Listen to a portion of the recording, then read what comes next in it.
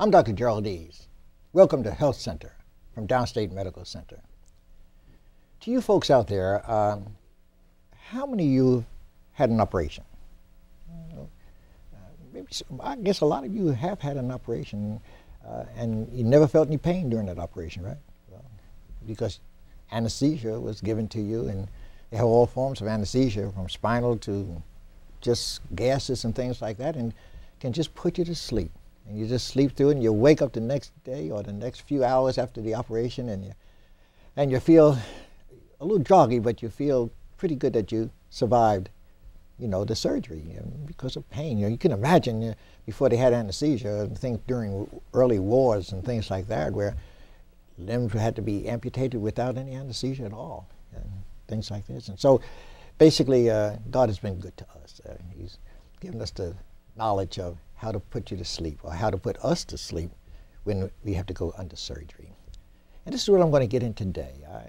If you ever have to have surgery, you might want to have to speak to the anesthesiologist before you even are given the anesthesia, because they are doctors also, MDs. It looks a lot of technical equipment and everything like that, but they're the MDs of the sleep.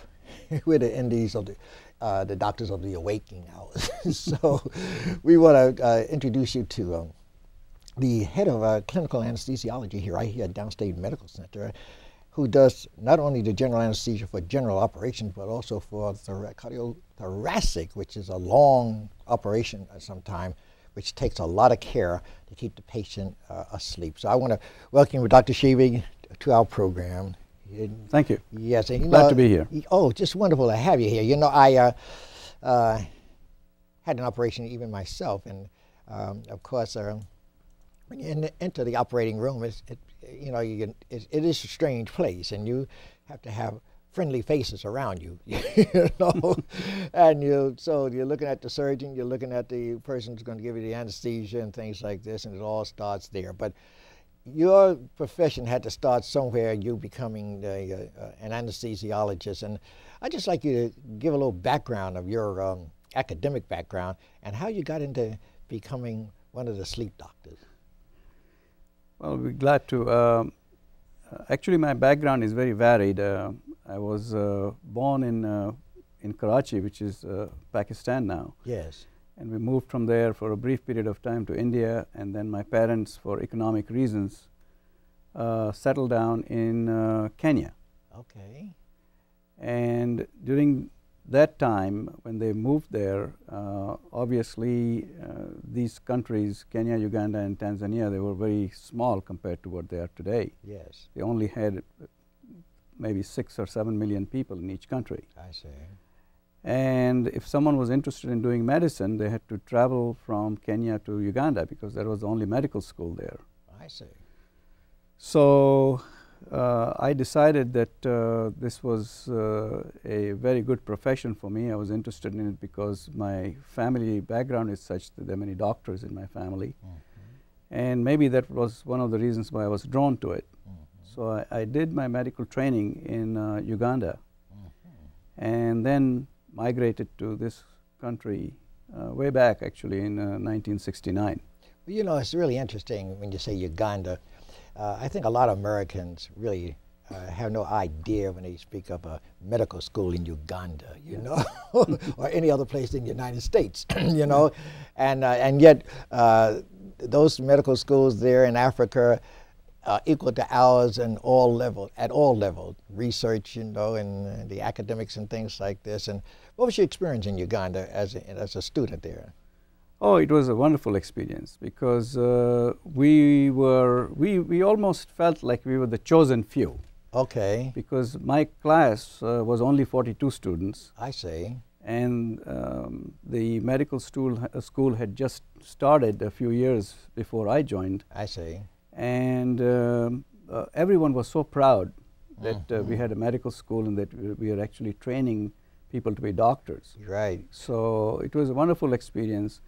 We had lecturers, teachers from different parts of the world. Right. Yes. Basically, it was from England, Scotland, and a few of them from United States of America, I see. as well as the local doctors from Uganda and Kenya as well.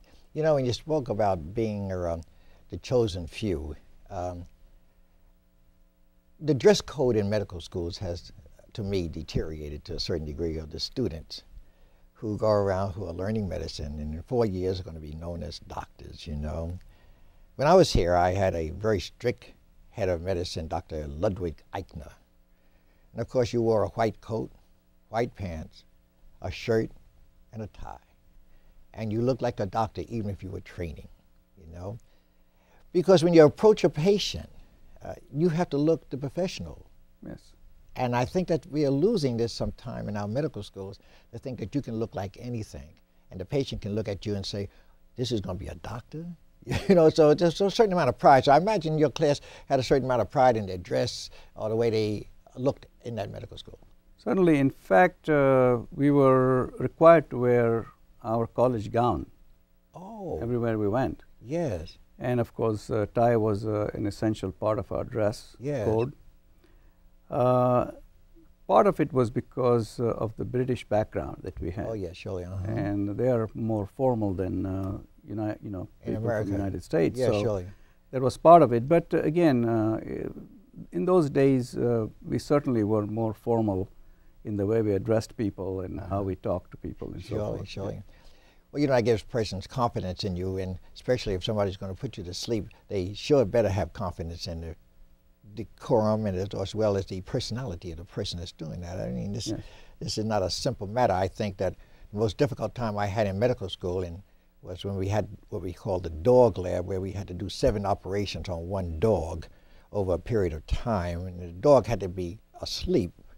And the hardest part of that 4-man team that we had on each dog, that we had to scrub just like we were in operating rooms and everything else, everything had to be kept sterile, was given the anesthesia. Given the anesthesia, because if the dog died, the operation was over. You know? And the students would look too cool on you with the dog dying under your hands. So therefore, you know, it's not what takes place in the surgery itself. It takes place behind that curtain where you're administering this anesthesia. Now, what got you interested after medical school in anesthesia specifically? Well, I initially wanted to do internal medicine. Okay. And when I first came here, I actually joined a program here in Brooklyn. It was known as the Brooklyn Jewish Hospital, which is known as Interfaith Hospital now. I was born there. Oh. Brooklyn Jewish Hospital, yes. So we have a connection. That's right. Right. And I soon found out that medicine, as it was in Uganda and the East African countries, was certainly not the kind of medicine that I saw here. Over in the underdeveloped countries, if I may call those countries that, the disease process is much more florid. Patients come to you, they have not been diagnosed, many of them have never seen a doctor before. Here, of course, many of the diseases were more, shall I say, incipient, not someone that just comes to you with a big lump or a florid state of disease. So I found that was not exciting enough for me.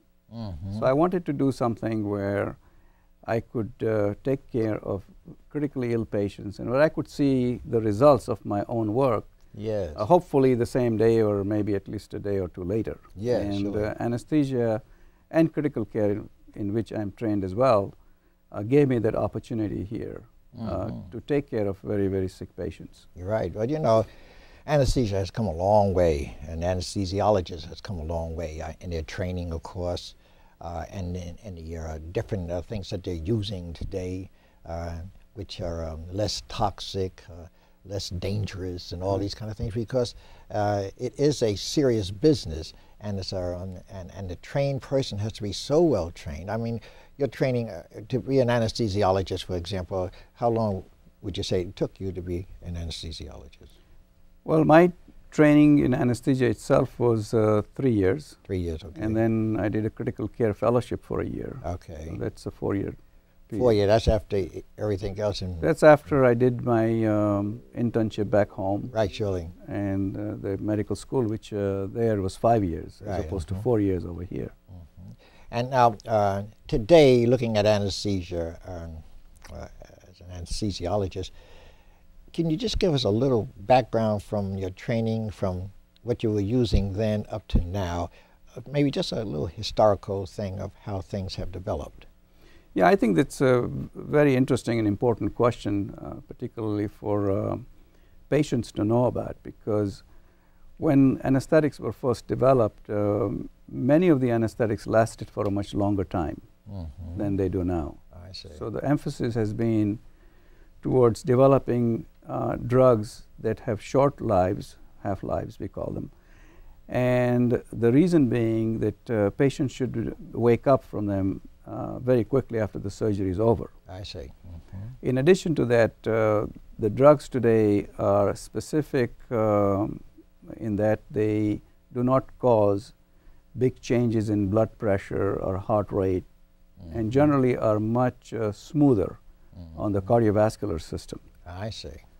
And therefore, they are, as you correctly pointed out before, they are much safer for the patient. And we, in fact, take great pride in the fact that the mortality rate of patients undergoing anesthesia has dropped significantly from what it was in the 60s. Whereas we could attribute maybe one mortality to about 10,000 or so anesthetics in those days. That number is closer to about 300,000 or 400,000. Wow, that gives you quite confidence when you have to go under anesthesia. Right. You know, I'm sure. As an anesthesiologist, certainly it's not just a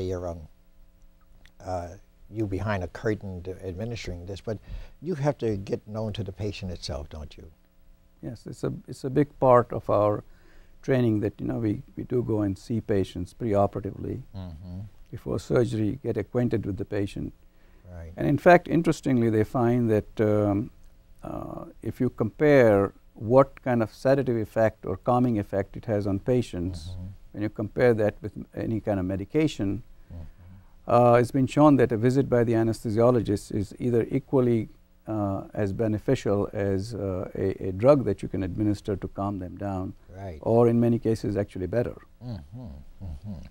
Now, as far as the different gases, when I was a student here and I took anesthesia as a course, they took us into a room where they gave us the laughing gas, now nitrous oxide, I guess it is. Yes. And I didn't believe that you could cause much laughter, but I took a little whiff of that gas and I couldn't stop laughing. Now, I'm sure when you give that to the patient in the operating room, they can't start laughing like that. It would disturb the whole surgery field. But the thing is that I guess that type of anesthesia is archaic now, isn't it? Or are they still using it?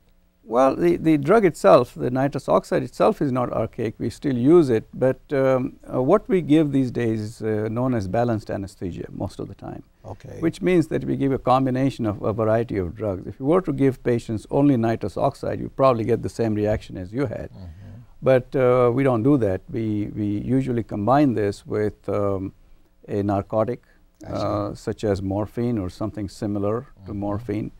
A hypnotic drug, which is something that puts you to sleep. Right, sure. And then many cases we need to give the patients some muscle relaxation also for the surgery, and to put the tube down the windpipe. All right. So as a result of this, no drug really has a unique effect of itself. It's a combination of effects of 3 or 4 different drugs that causes you to go to sleep and have a pain-free experience during the case.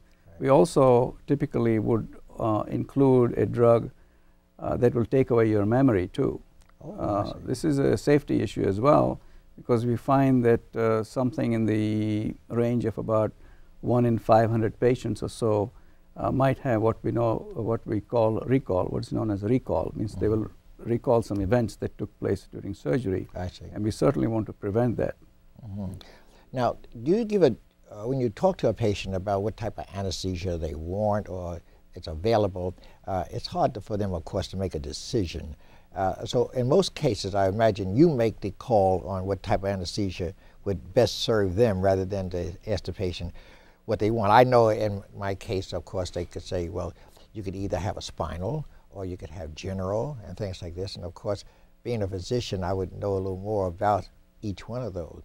However, a patient is like walking into an arena of unknown, you know. And so when you start talking about you're going to go to sleep for a while, I imagine that the anxiety right then and there it starts. It probably starts. So I guess you give pre-op medication even before they get to the operating room. Is that right? Generally speaking, we do. These days, though, patients do come in on the day of surgery. Right, yes. And in those cases, we just don't have the time to give them a pre-medication because it has to work over maybe an hour, hour and a half. Right, yes. These patients that come in the day of surgery generally get taken to the operating room right away. I see. Without having a pre-medication. But do you think that's a wise thing, or is it done for time, expediency? It's basically a question of time. If you do have time to give them pre-medication prior to surgery, we will do that. But in most cases, we just don't have the time to do that because of cost-saving practices that we have now, where the patients just don't have the luxury of being admitted to the hospital the prior day. Would you prefer the patient to be admitted the prior day to surgery? I mean, for certain types of surgery. Not necessarily. I think this system we have now is far more efficient. I see. But it's done for cost purposes. It's not done necessarily because it's better for patients. Right. But there's no. I think it's probably correct to say that there's no need for patients to come in the day before, so long as they understand what the surgery is about, what the anesthesia is about, and they've been seen by someone who has explained the surgery and the anesthesia to them. I see. Then it is perfectly okay for them to come on the day of surgery, having had all their tests done before, which we have an opportunity to review. I see. I see. As anesthesiologists. Okay. Most patients, correctly so, just don't want to have much to do with the hospitals if they can help it. So as a result of this, lots of surgery compared to what it was 40, 50 years ago are now being performed in the doctor's offices, as you probably know. Yeah, sure. Which is perfectly safe as well, so long as the doctors doing the surgery follow the guidelines that we have set forth for them. Right. You know, I recently was viewing some of the television stuff that's happening in war-torn countries today, when people are injured terribly from bombs, from shrapnel, from all the different things, our soldiers, the population of people. And one particular doctor was working in Iraq. He was working from morning to night, you know, from everything from amputations. In fact, they warned you on the television if you a little squeamish not to even view some of these things. But as a physician, I could hardly watch what was going on in a war-torn country when people are suffering so terribly, children particularly, burns and all.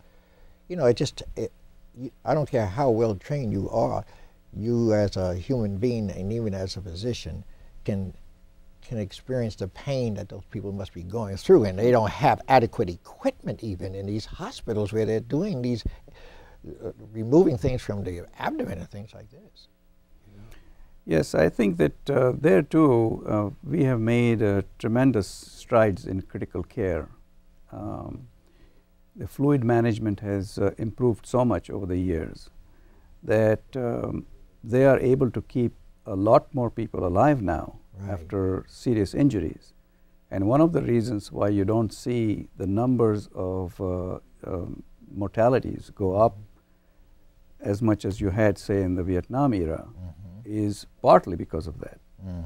Because the soldiers, of course, are better equipped and so forth, but they also have much better medical care, so that once they are rushed to the center where they get medical treatment, even if it's not a hospital, it could be a tent that is set up by medevac and so forth. Yes, yes. by the armed forces.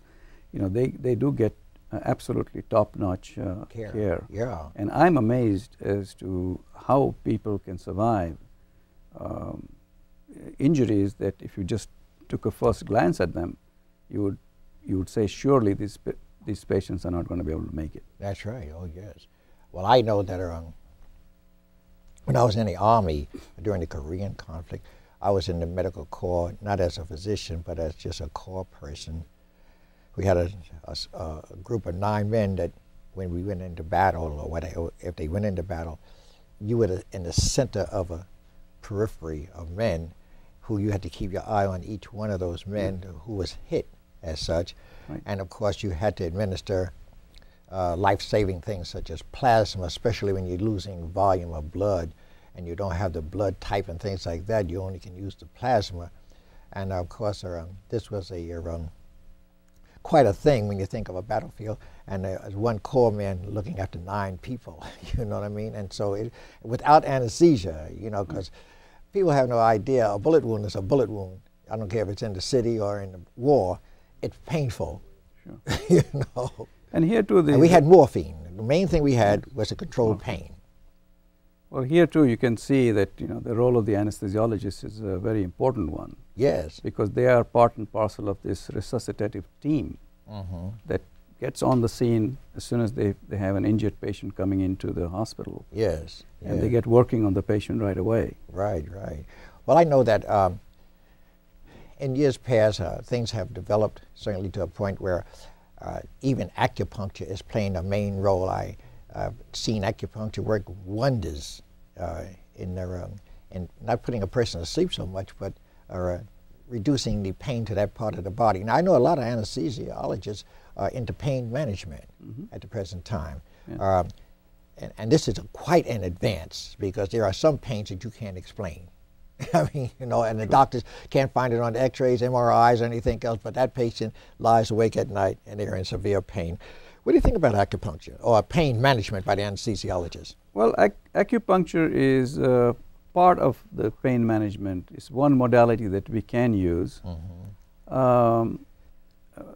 People trained in the Western form of medicine, they feel that the consistency with which the acupuncture is able to take away your pain is not as good as with certain other medications that we have.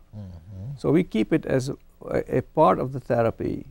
Generally speaking, a patient getting acupuncture will require about 6 to 9 therapies. I see. Means they have to come back for 6 treatments, right, sure. or thereabout. Right. So you can never guarantee that the pain is going to be taken care of the first time. Right. But even after 6 or 7 times, sometimes it works and sometimes it doesn't.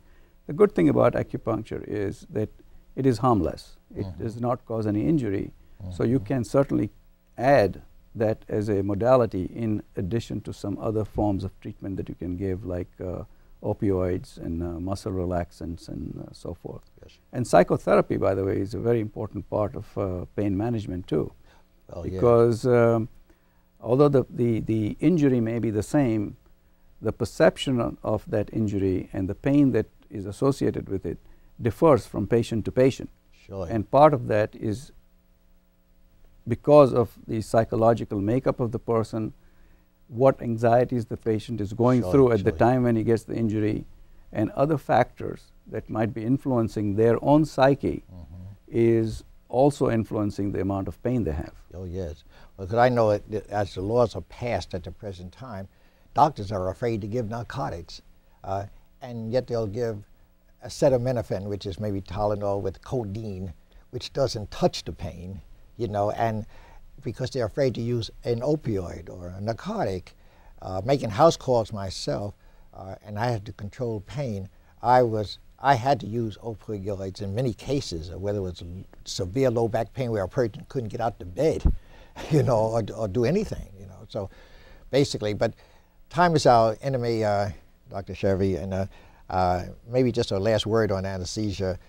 I'm just so glad you're in the field, and if I ever need anesthesia, I sure going to call on you, because certainly you give me the confidence in your deportment and your expressions and things that I know you're a caring physician, and I really appreciate you being here. Thank you very much for giving me the opportunity to come and talk to you. Yes. It's been a pleasure, and all I have to say to the patients listening to us, potential patients who are listening to us, is that anesthesia is very safe. We have made big strides in making sure that we not only take care of the pain management aspect that is associated with anesthesia, but we are also the medical person, the internist in the operating room. That's right. Because we take care of patients' abnormal heart rhythms, we take care of fluid management, we make sure that the patients are kept warm so that they don't shiver at the end of the case. Right. We take care of nausea and vomiting that might be associated with anesthesia also. So our scope of involvement has increased, and there's a lot to anesthesia than just making sure that the patient is asleep. Yes, and I think that knowing this, it will make our people feel much more comfortable. Thank you so much for being with us. Thank you. To you out there, don't be afraid to go under anesthesia. It will take care of you while you're having your operations. And so this is Dr. Deas.